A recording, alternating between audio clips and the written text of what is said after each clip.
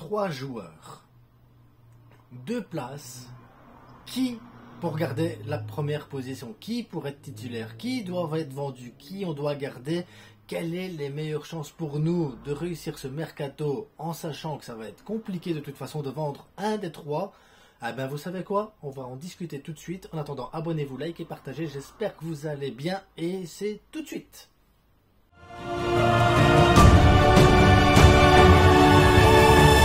Ferran, Fati, Abdé. Les 3 ont ce poste pour jouer à gauche dans l'attaque. Les 3 joueurs peuvent prétendre à une place de remplaçant, de titulaire, peu importe réellement ce qu'on pense. Je sais qu'il y en a qui pensent d'autres choses, mais peu importe.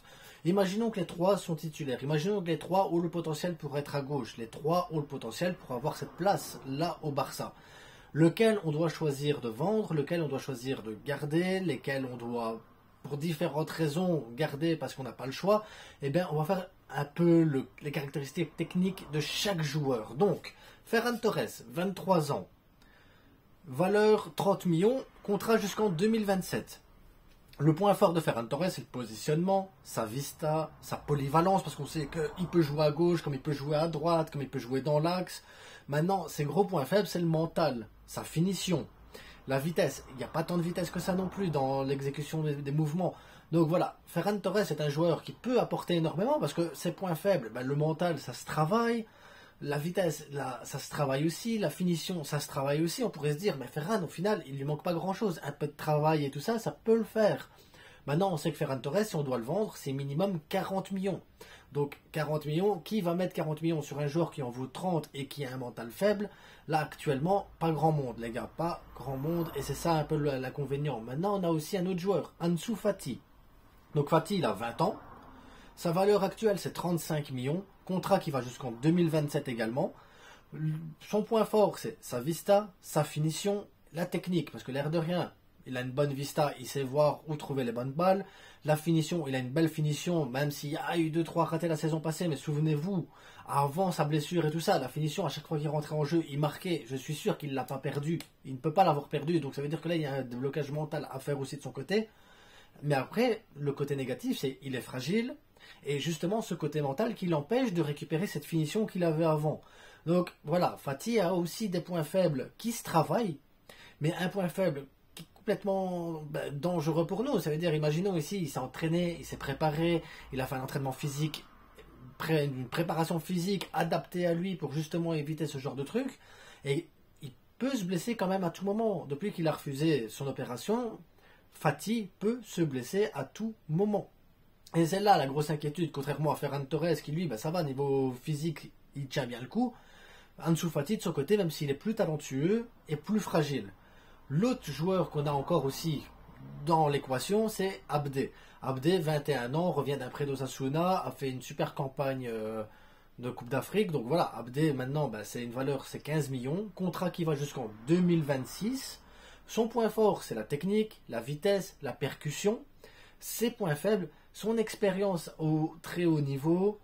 Son point faible, c'est sa finition, parce qu'il n'a pas une grande finition non plus, et sa vista n'est pas top non plus. Donc voilà, maintenant vous allez me dire, c'est pareil, l'expérience, ça se gagne en jouant, la finition, ça se travaille, et la vista, ça se travaille également. Donc voilà, chaque joueur a des points faibles qui peuvent se travailler, chaque joueur a des points forts qui leur est bien propre à eux. Par exemple, Abdé, on a la technique et la vitesse, Fati, on a la finition, et pour Ferran Torres, on a le positionnement et la vista, plus sa polyvalence. Donc c'est vraiment des points forts que chacun a qui sont très différents et des points faibles très différents pour chacun également. Maintenant, lequel on devrait vendre, lequel on devrait dégager pour justement laisser de la place? Moi, je serais d'avis, et à mon avis, c'est l'avis de 90% des gens qui vont regarder la vidéo, c'est mettre Ferran Torres ou en vente. Mais à ce moment-là, si on doit le vendre, c'est plus de 40 millions parce que sinon, on paye pour qu'il parte. Et je ne suis pas sûr que payer pour qu'il parte soit une bonne chose si on veut aller chercher Roque ou si on veut investir sur un Bernardo Silva ou si on veut éviter une vente d'un autre joueur essentiel à l'effectif. Donc pour moi, Ferran Torres, ce serait une vente 40 millions ou alors un prêt avec une option d'achat à 30-40 millions, mais voilà, un prêt d'un an et demi, un prêt d'un an, et peut-être, voilà, si imaginons, il débloque là-bas, qu'il commence à devenir fou, imaginez, le PSG, hop, ils vendent Mbappé au Real Madrid, et ils ont besoin d'un joueur polyvalent qui peut jouer à tous les postes au PSG parce qu'il leur manque justement ce genre de profil. Le PSG pourrait dire, écoutez, nous on vous le prend après 1 an, en plus Luis Enrique aime bien Ferran, et pendant cette année-là, s'il débloque, s'il commence à mettre des buts, finir meilleur buteur de Ligue 1, pourquoi pas en tirer parti pour le vendre ou plus cher la saison prochaine, ou se dire finalement, il pourrait être le second Roque et Lewandowski qui part, ou, je dis des conneries comme ça, mais c'est possible, parce que Ferran Torres, son problème mental, s'il le règle, peut être un joueur très important, un très très bon joueur, mais son problème mental est très très très profond pour moi, et ça pose problème. Donc pour moi, un prêt serait même mieux qu'une vente pour Ferran au cas où. Juste au cas où. Maintenant, on a Ansu Fati. Ansu Fati, valeur actuelle, c'est 35 millions. On sait qu'Ansu Fati n'a rien coûté au Barça à part ses années d'absence. Mais on pourrait se dire, on peut aussi le prêter pour qu'il se développe, pour qu'il prenne un peu plus confiance, pour qu'il travaille et tout ça.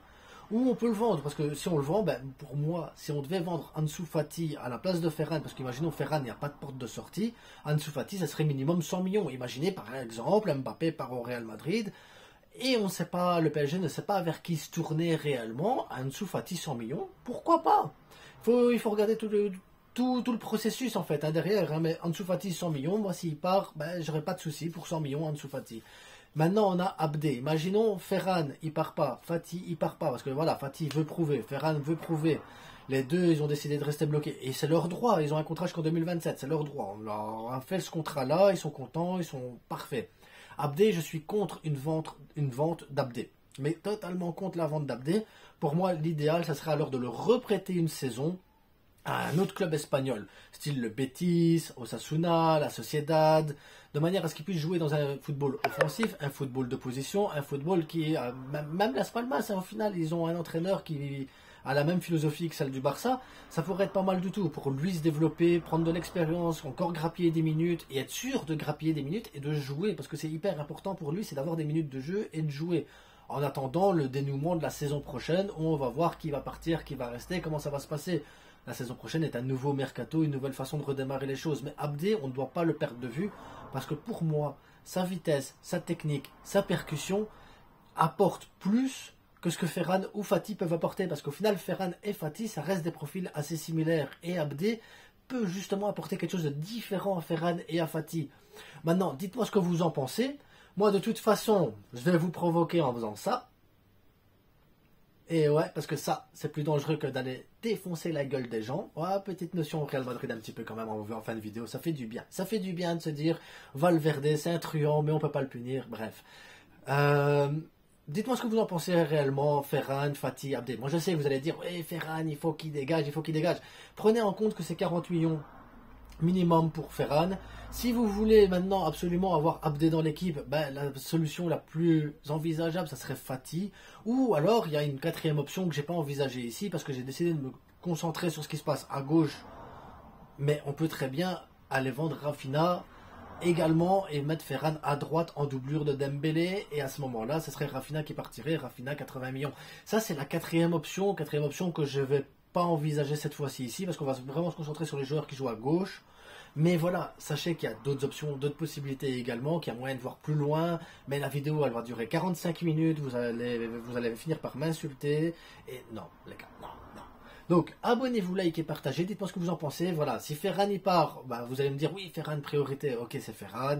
Mais maintenant, si je vous dis, mais Ferran, il doit rester parce qu'on n'a personne pour prendre Ferran, lequel des deux vous gardez, Fati ou Abdé? Et maintenant, si vous voulez garder Fati, qu'est-ce que vous faites d'Abdé? Mettez-le en prêt ou on le vend. Ou si maintenant vous voulez garder Abdé, Fati, qu'est-ce que vous faites? Est-ce que vous le prêtez ou est-ce que vous le vendez? Et si vous le vendez avec une option de rachat derrière ou pas? Voilà, il y a tellement de possibilités aussi, et il faut voir les options que le club a réellement, parce que on n'a pas 36 000 options. Les joueurs, ils ont des contrats, ils ont le droit de respecter leurs contrats. Même si ça plaît pas aux supporters, même si ça plaît pas au staff, c'est comme ça, faut faire avec. Et ne me dites pas, oui, mais le mieux c'est de le mettre sur le banc pendant une saison en tribune, qu'il apprenne et tout. Ils ont quand même le droit de rester. Regardez Ben Arfa avec le PSG, il est resté 5 ans au PSG avec ses millions, et ça lui va bien, il n'y a pas de souci. Donc, ne vous faites pas à l'idée que les joueurs vont partir parce qu'on les met en tribune. Essayez de trouver peut-être la solution idéale au problème. Et en même temps, se dire, qu'est-ce qu'on fait sur le mercato? Parce que si tu vends Fati ou que tu vends Ferran, tu peux investir. Abdé, si tu le vends, tu vas pouvoir investir, mais pas grand-chose, parce que finalement, Abdé, c'est pas une grosse somme non plus, mais c'est du 100% bénéf pour Fatih, c'est du 100% bénéf pour Abdé. Donc quoi qu'il arrive, les gars, on ne perd pas d'argent tant que c'est pas Ferran.